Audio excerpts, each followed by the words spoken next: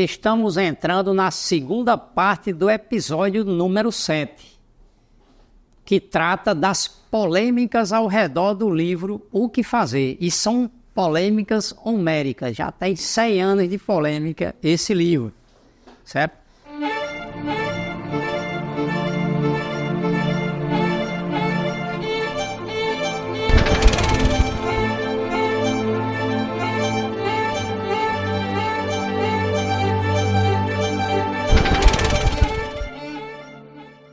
A primeira questão que eu queria tocar, primeiro dizer o seguinte, que eu queria chamar que vocês baixem o e-book que tem todos esses debates aí minuciosamente, certo? Vocês podem baixar aí na descrição do vídeo e dar uma lida geral nesse material, porque aqui eu só tenho uma forma de apresentar resumidamente em meia hora, um pouco mais, um pouco menos, mas eu peço que vocês baixem esse e-book aí, porque vocês têm mais desenvolvido esse tema.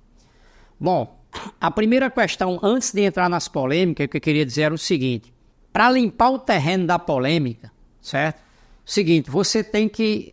O Lenin dizia o seguinte, abre aspas, a estrutura de qualquer organismo está determinada de modo natural e inevitável pelo conteúdo da atividade de tal organismo. Fecha aspas. Isso está escrito no Que Fazer.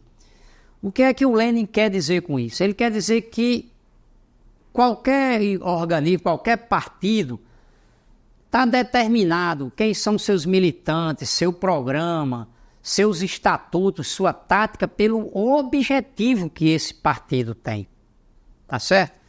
Então, veja, se um partido ele quer fazer uma guerra de classe, ele quer governar a sociedade através de uma revolução, ele tem que ser um partido combativo, um partido de luta, um partido de revolucionário. Se ele quer chegar ao poder através de eleições parlamentares ou presidenciais, então ele precisa de outro tipo de militante, certo? Que é um militante que tem influência de ganhar voto, ou mesmo que vai arrastar voto mas é outro tipo de militante de acordo com o objetivo que tem o partido. Tá certo? Veja, então, essas polêmicas que tem aqui, elas se dão de acordo com o seguinte, são 3 tipos ou 4 tipos diferentes de partidos que as pessoas têm. Então, quando está tendo a polêmica, na verdade, cada um está expressando visões diferentes do partido que quer construir. Isso era que eu queria chamar a atenção para você. O Lenin queria construir um partido combativo, certo? Um partido para dirigir uma revolução socialista, para destruir o Estado burguês, certo? Ele queria derrubar o capitalismo e instaurar o socialismo aqui. Então, ele necessita de um partido combativo, um partido revolucionário, tá certo? Também ele utiliza uma linguagem quase militar, de guerra, de enfrentamento. E isso não é de bobeira, porque tem uma guerra de classe na sociedade, certo?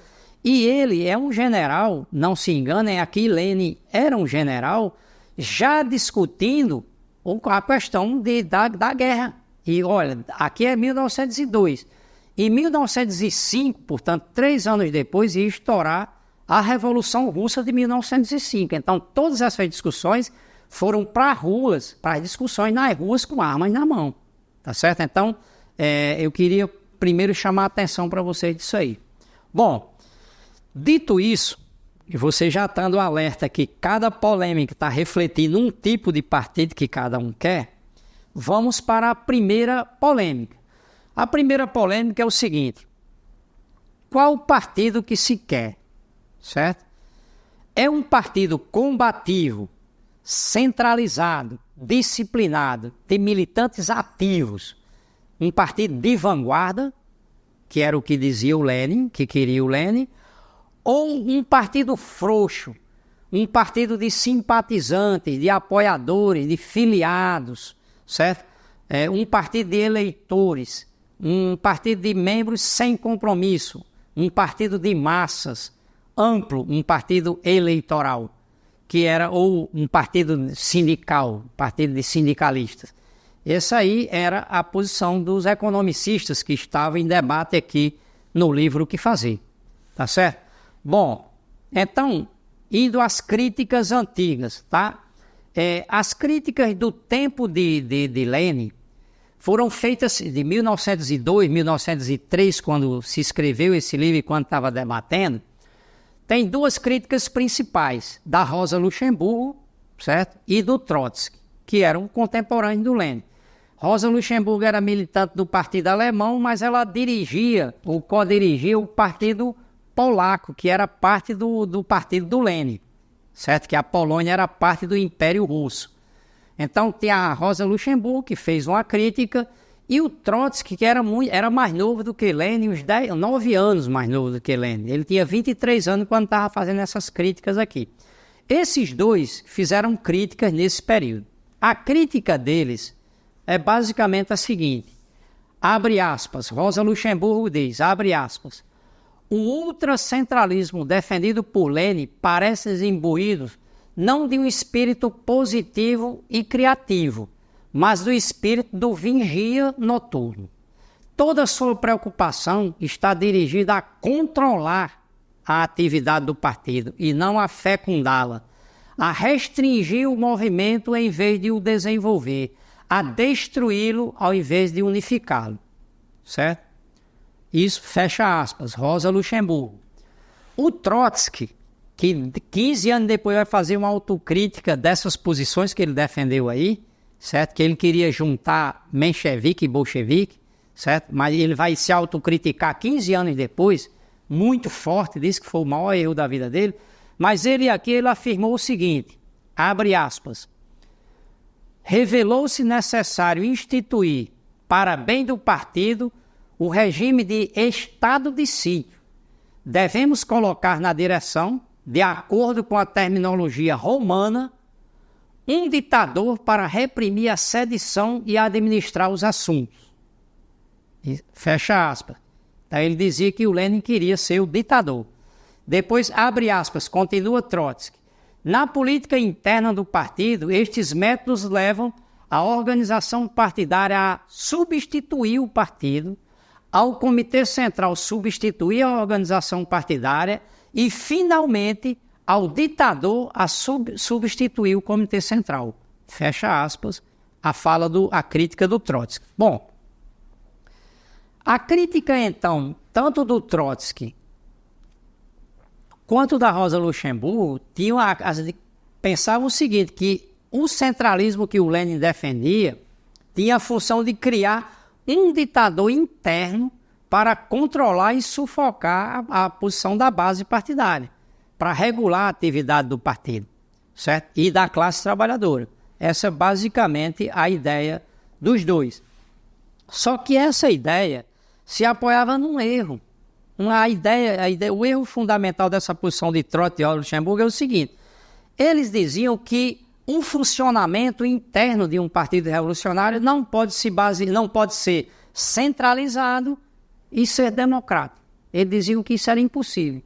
E, na verdade, o que o Lenin estava defendendo era um regime que era centralizado e, ao mesmo tempo, democrático, que veio a tomar o nome de centralismo democrático. Mas isso não foi em 1908, foi só em 1906, quando todo mundo passou a concordar com Lenin. Nesse momento, a maioria não tinha a mesma opinião do Lenin em torno desse tema.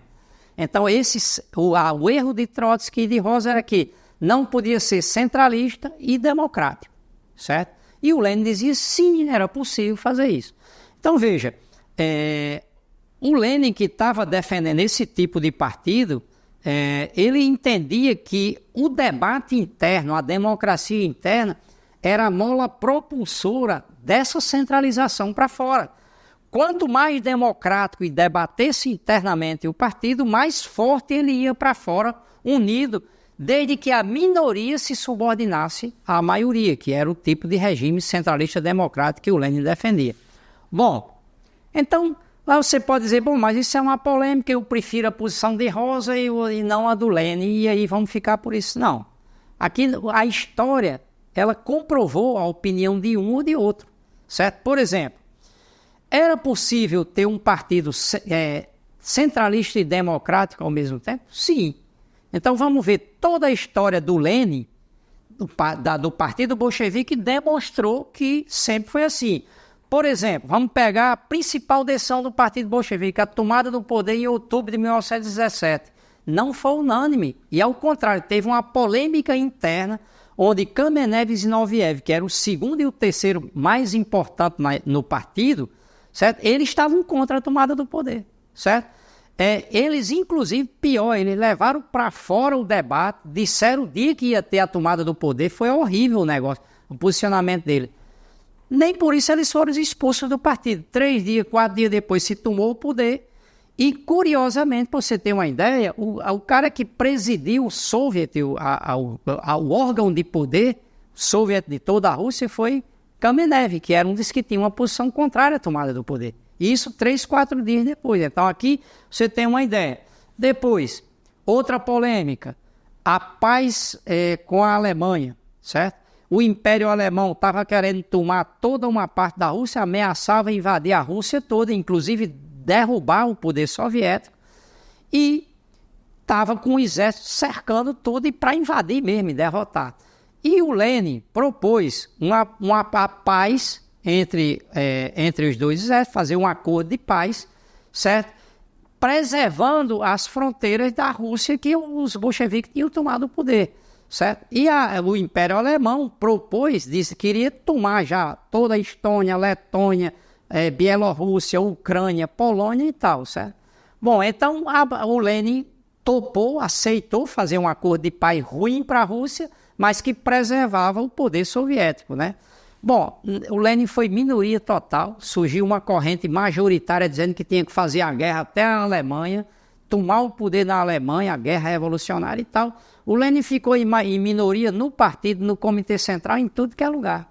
Nem por isso ele perdeu, ele continuou convencendo as pessoas e tal, debatendo, não convenceu, ficou minoria total. Até que o exército alemão invadiu a Estônia, Lituânia, Bielorrússia, Ucrânia, Polônia e tudo, e estava tomando tudo. O exército russo, que o Lenin dizia que não tinha força para enfrentar, saiu correndo esbaforido, fugiu da guerra, certo? E aí a Alemanha ia tomar tudo. E aí é que o Lenin propõe, chega e todo mundo passa a ter acordo e se firma a paz de Brest-Litov, que é uma paz de merda para a Rússia, mas preservou a Rússia e preservou o poder soviético. Então o Lenin estava certo, mas nem por isso ele impôs a posição. E ele já estava no governo, ele já era o chefe geral de poder, ele poderia ter imposto. E ele não, ele debateu no partido, discutiu no partido, etc, etc. Aqui é o maior exemplo de que pode ter centralismo e pode ter democracia. Mas também teve muitos outros elementos que Lenin ficou em minoria. O Lenin foi minoria em 1903, no Congresso de 1903, sobre o parágrafo 1º do Estatuto que definia quem era o militante. Por exemplo, o Lenin estava em minoria, certo? E assim sucessivamente. Eu posso ter muitas coisas e que mostrar a Lenin em minoria. Esse debate era tão importante para o Lenin internamente que tudo era decidido em congresso. As grandes decisões, ele tinha congresso. Todo ano tinha congresso do partido, praticamente. No poder, na meio da Guerra Civil, todo ano tinha congresso do partido bolchevique. Por quê? Porque o congresso é a instância máxima de decisão que participam os delegados eleitos por toda a base do partido, onde tomam as grandes decisões. E todo mundo tem que subordinar essas decisões, inclusive elege a direção. Por isso que todo ano tinha congresso do partido bolchevique, porque o Lenin preservava essa democracia, porque também preservava a disciplina para levar depois unificado toda a orientação. Esse regime também tinha na Internacional Comunista, nos 4 primeiros congressos, que 19, 1920, nas piores situações no mundo, a Internacional Comunista reunia gente de todo o mundo para deliberar o que tinha que fazer. Então, essa é a obsessão do Lenin das decisões tomadas em congresso e tudo mais, né? Então, veja, isso se mostra que era possível ter uma democracia partidária e, ao mesmo tempo, uma centralização partidária. E um regime onde a minoria se subordina à maioria, porque isso é a única possibilidade de que qualquer organização possa ter diferenças e, ao mesmo tempo, atuar de forma unificada. Tá certo? Bom, O Lenin também defendeu que, em determinados momentos, também se expusesse essas posições publicamente no jornal, Iskra, na revista teórica, etc, etc. Certo? Então, veja, esse é sagrado para o Lenin, certo? Teve momentos que não, que teve debates e os debates levaram a uma ruptura, mas aí era porque os debates não eram táticos, eram debates estratégicos, de princípio. Por exemplo, com os economicistas em 1909, que levou a uma ruptura com eles, né? E depois, em 1908, com os caras que eles eram contra qualquer atuação legal, seja em sindicato, parlamento, tudo era clandestinidade total, certo? Então, e aí Lenin disse, não, aí também não tem condições, rachou, mas depois do debate político, levou à ruptura, tá certo? Bom, então veja, esse tipo de partido não tem nada a ver com o tipo de partido que se instaurou depois da morte do Lenin, que é o partido stalinista, certo? Esse partido stalinista, por exemplo, não realizava congresso, para vocês terem ideia. Por exemplo, aí se impôs uma disciplina militar, certo? Onde a cúpula do partido decidia tudo pela base, e a base só restava acatar. Quem tivesse diferença, ou perdia emprego, era exilado, ou expulso, ou digamos, executado, certo? Então aí teve milhões de opositores que foram executados, e opositores do próprio partido que foram, por exemplo, a maioria do Comitê Central que tomou o poder não morreu de morte natural, foi executado por Stalin, porque tinha diferenças. E foram executados, por exemplo, Bukharin, Zinoviev, Kamenev, como agentes do imperialismo, certo? Então, Trotsky foi assassinado no outro lado do mundo, que não afetava mais o que estava tendo na União Soviética, digamos, diretamente, e foi assassinado lá no México, certo? Quer dizer, então, e se impôs um partido único. Só poderia ter um partido comunista, certo? Isso não tem nada a ver com a visão de Lenin, que o partido não é igual à classe, certo? O partido é a vanguarda da classe, então pode ter outros partidos que representam a retaguarda da classe, que representam o campesinato, que representam etc, etc. Então não tem, essa visão de Stalin não tem nada a ver com o que era o partido leninista, que tinha democracia, que tinha intervenção. E se criou uma caricatura de disciplina militar que seria do partido de Lenin, mas isso não tem nada a ver com a vida, certo? Inclusive a Terceira Internacional, ela se dissolveu em 1943, Stalin dissolveu a Terceira Internacional, a Internacional Comunista, para agradar os Estados Unidos e a Inglaterra, que eram seus aliados nesse momento. Só que ela foi dissolvida, não teve congresso nenhum, porque a Internacional de 1928, quando passou a ser controlada diretamente por Stalin, até 1943, quando foi dissolvido, só teve um congresso. Quer dizer, 15 anos para ter um congresso. E esse congresso não votou dissolver a Internacional. Quer dizer, então, é uma decisão em que a cúpula dirigente decide tudo pela base e não tem democracia no partido, certo? Então, veja, Lenin nunca executou ninguém, certo? Executou militante do partido que foi executado, nem de outros partidos. Por exemplo, Plekhanov não foi executado, Martov não foi executado, eram dirigentes do menchevismo. Kerensky morreu de velho em 1970, Chernov morreu de velho em Nova York em 1952. Quer dizer, a execução da família real que o Lenin mandou executar foi tomada um ano depois da tomada do poder, quando os exércitos contra-revolucionários já estavam chegando onde estava a família imperial. Então o Lenin não podia deixar viva a família real aí viva, porque isso ela ia ser uma bandeira usada pela contra-revolução para retomar o poder na Rússia. Então, aí não teve, mas Lenin nunca executou nenhum militante. E isso aí é a demonstração de que não tem nada a ver um partido com o partido stalinista. Mas também o partido leninista não tem nada a ver com o partido social-democrata. Para você ter uma ideia, tanto o Stalin executava opositores, quanto também o Partido Social Democrata. Para você ter uma ideia, o Partido Social Democrata alemão, que disse que era democrático, executou Rosa Luxemburgo e Karl Liebknecht em 1918. E eles eram líderes do mesmo partido que mandou executar os dois, certo? Que era o Partido Democrático de Massa, digamos assim. certo? Então, nesses partidos reina, na verdade, um centralismo ditatorial, certo? Então, vou dar um exemplo desses partidos ditos democráticos de massa, o PT, ou partidos como o PT e o PSOL, que são ditos partidos democráticos de massas. Eu pergunto para vocês, quem decide as grandes posições que o Lula defende no governo? Qual organismo de base do PT se reúne e decide, por exemplo, o acordo com o Centrão e com a burguesia contra-revolucionária? Em que organismo foi decidido? Certo? A decisão de aceitar 5 partidos de ultradireita dentro do governo, na base governista. Esses 5 partidos, inclusive, foram no ato de Bolsonaro na Paulista. Esses dias agora um ato golpista. Eles são da base do governo. Quem decidiu que esses bandidos são da base do governo? Que órgão de base do PT decidiu? Nenhum.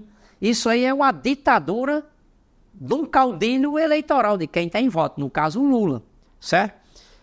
Mas também no PSOL, o seguinte, reina a mesma coisa, porque, por exemplo, quem decidiu que Boulos lavasse a mão diante do genocídio palestino quando ele disse que eu sou o candidato a prefeito de São Paulo e não de Tel Aviv? Isso é uma vergonha da esquerda mundial, uma declaração dessa. E quem decidiu isso? Que organismo do PSOL da base reuniu e decidiu para ele poder dizer isso? Depois, quem decidiu que ele faz um acordo com Alexandre Giovanni do MDB, um senador bolsonarista? Certo? Tudo para ganhar a eleição de São Paulo. Então é o vale tudo. Então isso não tem nada a ver com centralismo democrático. Na verdade, esses partidos existem um centralismo ditatorial. É o oposto do Partido Leninista. Então, veja, indo para os finalmente, a conclusão do final é o contrário do que previu Trotsky e Rosa Luxemburgo em 1903 e 1904. Lenin não se converteu num ditador interno, certo? Não se converteu, certo? Então, as críticas de hoje em dia que tem ao que fazer são críticas que reproduzem o que Rosa e Trotsky diziam, só que muito piorado, porque nem explica direito, certo? Por exemplo, a crítica que faz o Frederick Jameson, que é um crítico, um filósofo, teórico marxista americano, contemporâneo agora, certo? Ele diz o seguinte, abre aspas, a palavra parece abrigar leituras e associações que a mentalidade atual rejeita com profundo desagrado. Em primeiro lugar, o autoritarismo e o sectarismo da primeira forma do partido de Lenin. Fecha aspas. O Kevin Anderson, que é um sociólogo de esquerda norte-americano, aqui eu quero fazer uma errata que eu disse que era em inglês, é um importante sociólogo norte-americano de hoje, influente na esquerda, Kevin Anderson. Ele diz o seguinte, fraquezas importantes do pensamento do Lenin, abre aspas, né? A primeira é sua adesão ao papel dirigente do partido de vanguarda, um conceito que não pode ser encontrado em Marx e que tem sido um fardo que nos sobrecarregou durante demasiado tempo com um modelo pobre de organização revolucionária. Um conceito elitista do partido de vanguarda, fecha aspas. Quer dizer, nem explica direito o que suas críticas ao partido de Lenin, na verdade, se apoiam, digamos, na mentalidade atual que se tem de um Lenin que ninguém conhece, certo? Que é tudo que é jogado, que é dito pela burguesia, pelo stalinismo, por outras correntes, pela social-democracia, que é dito sobre Lenin que ninguém conhece. Quer dizer, as pessoas não têm conhecimento do que é o pensamento de Lenin. Então, eles se baseiam nessa mentalidade atual para dizer que o partido leninista, o partido marxista revolucionário, não é ditatorial, é elitista, etc. e tal, certo? Isso tem a ver que toda essa esquerda atual, ela está migrando um pouco para o que é esses partidos democráticos de massa, são partidos eleitorais. Essa esquerda toda está migrando para esse tipo de partido social-democrata, que não é um partido para fazer uma revolução socialista, dirigir uma revolução socialista, e que a classe trabalhadora chegue ao poder derrubando o capitalismo. Já não estão querendo construir um partido desse. Inclusive já tem pessoas de esquerda que dizem que pode mudar o mundo sem tomar o poder, como fala o John Holloway, né, o irlandês, que já diz que o seguinte, que se pode mudar o mundo sem derrubar a burguesia, certo? Então, é toda uma movimentação já da esquerda, não para dirigir uma revolução socialista, mas para se adaptar ao sistema imperialista, o capitalista democrático burguês. Bom, a segunda polêmica que eu queria colocar aqui é o seguinte, é uma discussão que é o seguinte, como que se eleva o nível de consciência da consciência elementar do trabalhador, a consciência do grevista, de uma greve de fábrica, até uma consciência socialista, até o momento em que chegue na cabeça do trabalhador que ele tem que derrubar o sistema todo. Ele não só tem que fazer uma greve contra o seu patrão, mas que ele tem que chegar a uma consciência da necessidade de mudar todo o seu país e mudar o mundo, certo? A discussão é o seguinte, é de como você vai dessa consciência rudimentar para a consciência socialista, para a consciência da necessidade de uma revolução violenta, certo? Bom, o Lenin dizia, um setor que é economicista, um setor importante do movimento da Rússia, dizia o seguinte, essa consciência ela vai elevar espontaneamente, ela vai começar com as greves sindicais, econômicas, e daí o trabalhador aprende e chega por si só, com essas lutas, a essa consciência socialista, como subproduto das suas próprias lutas, tá certo? Essa é a posição dos economicistas. A posição dos marxistas e a posição que o Lenin defende nesse livro Que Fazer é de que essa consciência rudimentar, essa consciência espontânea, certo? Dos trabalhadores que entram em greve contra seu patrão, ela é muito importante, mas ela é elementar. E ela não vai chegar à consciência socialista por si só, que ela necessita que um partido revolucionário leve essa consciência para ajudar que a classe trabalhadora chegue até a consciência socialista, certo? Então, essa é a visão do Lenin, a visão do marxismo revolucionário, e esse é o debate que o livro Que Fazer trata no seu miolo, centralmente. O Lenin dizia, então, que a classe trabalhadora que entra em greve porque sofre com a exploração, ela é como matéria bruta, certo? A classe em si, classe trabalhadora, em que o patrão explora, certo? Normalmente, certo?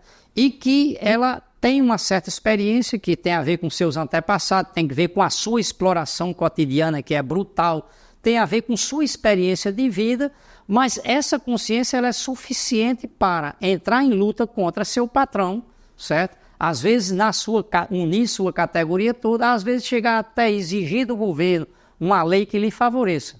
Mas nunca essa consciência ela vai chegar por si só à necessidade de derrubar todo o sistema, né?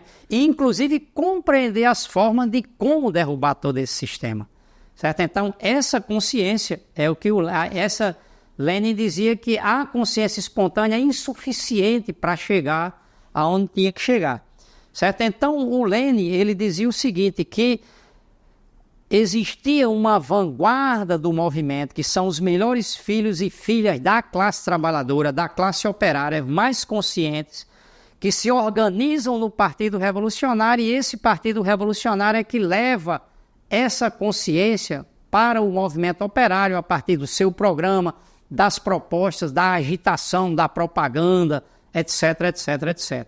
Né? Então, veja, o Partido Marxista, ele corporifica o quê? Ele corporifica a ciência desse tempo, né? A ciência de que mostra por que tem que revolucionar essa sociedade. que tem uma visão de mundo, que entende esse sistema como mundial, quais são suas contradições, toda essa ciência que tem a ver com filosofia, com sociologia, com economia política, com socialismo e tudo isso é uma ciência que é a ciência da transformação. E isso, o partido, ele incorpora essa ciência, certo? E traduz essa ciência para uma linguagem que é uma linguagem das propostas, da agitação, da propaganda, do programa, do estatuto, etc, etc. Então, veja, no partido, então, a ciência, ela perde aquela visão, aquela academicista, ela se torna mundana, né? E os próprios trabalhadores do partido pegam essa ciência e levam para o movimento.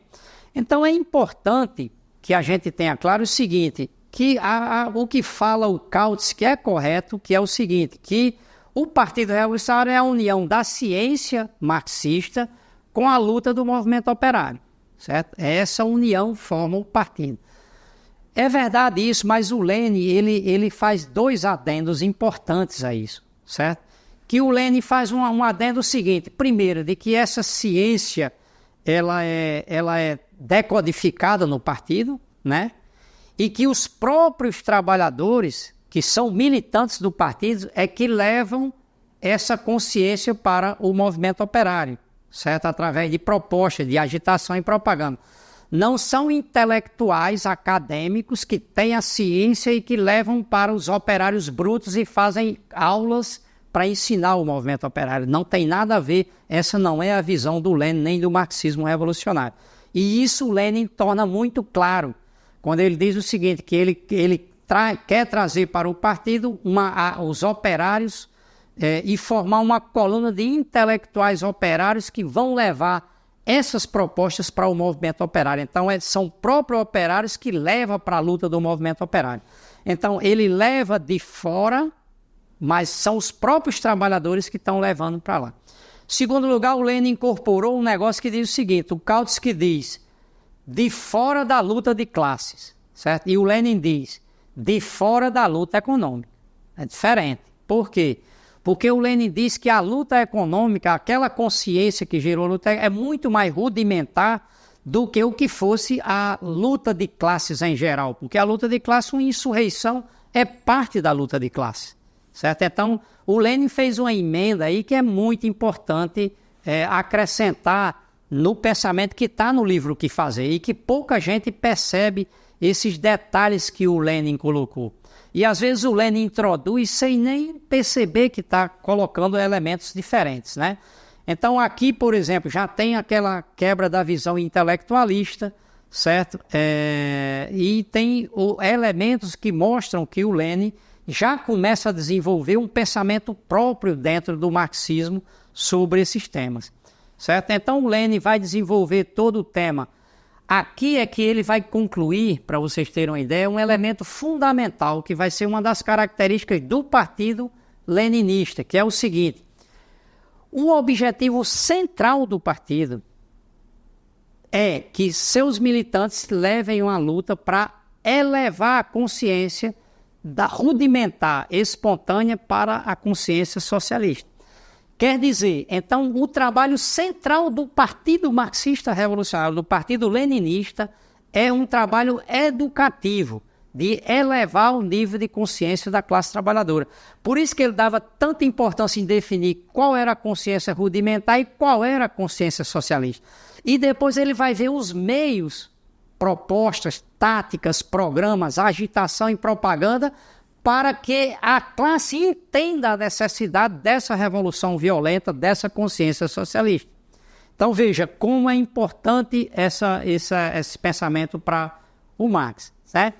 Então veja, por isso que o Lenin ele vai concluir o seguinte, que enquanto o partido não for um partido de milhões de pessoas, eles são um partido de vanguarda com milhares, com dezenas de milhares, inclusive com centenas de milhares. E enquanto ele não for maioria da vanguarda do país, a tarefa central, o Lenin diz o seguinte, abre aspas, enquanto se tratava, e na medida em que ainda se trata, de ganhar para o comunismo a vanguarda do proletariado, a prioridade recaía e recai no trabalho de propaganda, certo?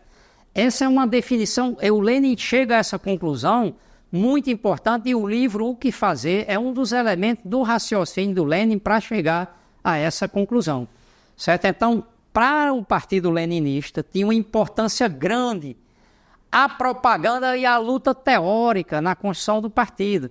E ele não entendia a propaganda como falar para 2 ou 3 pessoas a explicação de captação do... Não, o Lenin entendia a propaganda que poderia fazer uma propaganda ampla, geral, embora que poucas pessoas, digamos, pudessem compreender da totalidade daquele raciocínio. Mas a propaganda não necessariamente é para 1 ou 2 pessoas. Como muitas vezes nós mesmos, a nossa corrente, às vezes entendeu. E muitas vezes também a gente fez uma espécie de caricatura do Partido Leninista, que era assim, era agitação para ação, certo?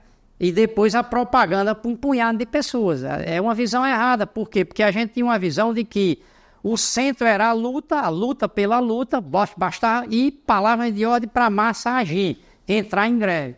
Ela entra em greve, então ela aprende, e com o aprendizado nós chegamos na revolução. Essa visão é uma visão caricatural do Lenin, entende? E que inclusive muitas vezes a gente erra, a gente cai nessa caricatura, certo? E estamos aprendendo, né, com esses erros nossos. Então veja, essa propaganda científica não pode ser entendida como acadêmica, né? São os próprios operários formados como intelectuais operários dentro do partido que levam para o movimento, certo? E também tem que ser negada a caricatura stalinista, que são os militantes como robôs, né? Que substitui a classe, que não e que afoga as lutas espontâneas para impedir que elas se transformem em lutas gerais. Isso não tem nada a ver com o que isso quando o Stalin estava no poder, que impedia qualquer luta, né? Então veja, então a visão é que os próprios militantes do partido vão levar esse movimento, essa ciência, na forma de proposta para elevar o nível de consciência.